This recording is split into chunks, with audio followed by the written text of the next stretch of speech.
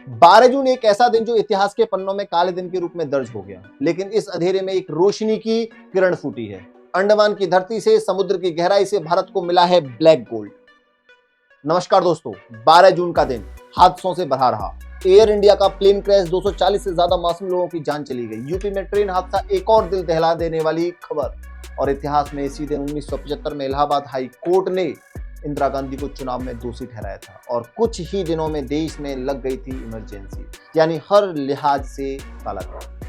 लेकिन इसी अंधेरे में उभरी है एक क्रांतिकारी खबर। भारत को मिला है ऑयल का जैकपॉट, और वो भी अंडमान सागर के नीचे।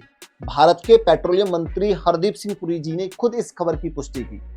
उन्होंने कहा, अगर इस ऑयल रिजर्व को हमने सही से निकाला तो 4 ट्रिलियन की हमारी इकोनॉमी सीधी 20 ट्रिलियन डॉलर की हो सकती है।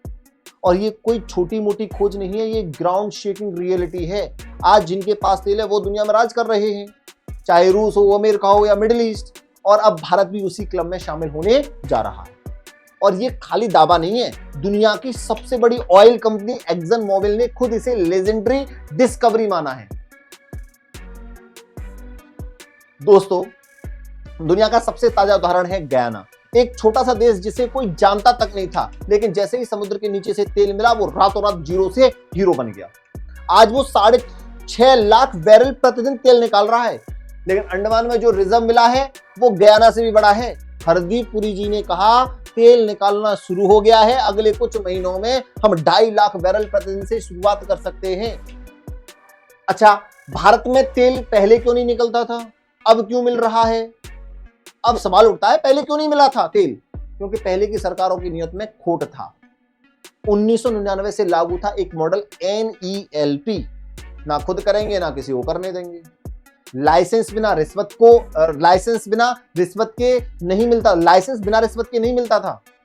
जमीनें जीजाजी के नाम, कॉन्ट्रैक्ट मम्मी जी के नाम, मम्मी जी की चिट्ठी से।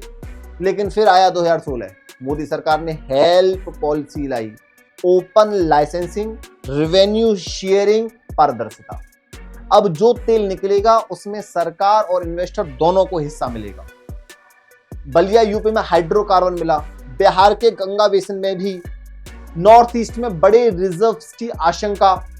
ONGC और विदेशी कंपनी जैसे टोटल, एक्सन मोबाइल लाइन में है। अब इन्वेस्टर रिश्वत नहीं, सिर्फ प्रोडक्टिविटी में दिलचस्पी दिखा रहे हैं। इसे कहते हैं ब्लैक गोल्ड रश। भारत अब मिडिल ईस्ट पर निर्भर नहीं रहेगा, ना उनकी दादागिरी, ना उनका राजनीतिक दबाव। अब भारत बोलेगा, हम अपनी धरती से तेल निकालते हैं, हमें किसी की जरूरत नहीं है। आज भारत सिर्फ एक ऑयल इंपोर्टर नहीं बल्कि एक संभावित ऑयल एक्सपोर्टर बन चुका है। हमने अमोनिया, हाइड्रोजन, सोलर और विंड एनर्जी में भी इन्वेस्ट करना स्टार्ट कर दिया है।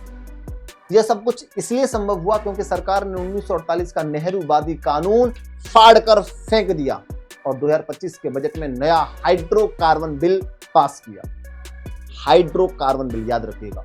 अब कोई बाबू नहीं, कोई रिश्वत नहीं, कॉन्ट्रैक्ट ऑनलाइन, काम सीधा। ये सिर्फ पॉलिसी की जीत नहीं है, ये है देवी देवताओं की कृपा का नतीजा।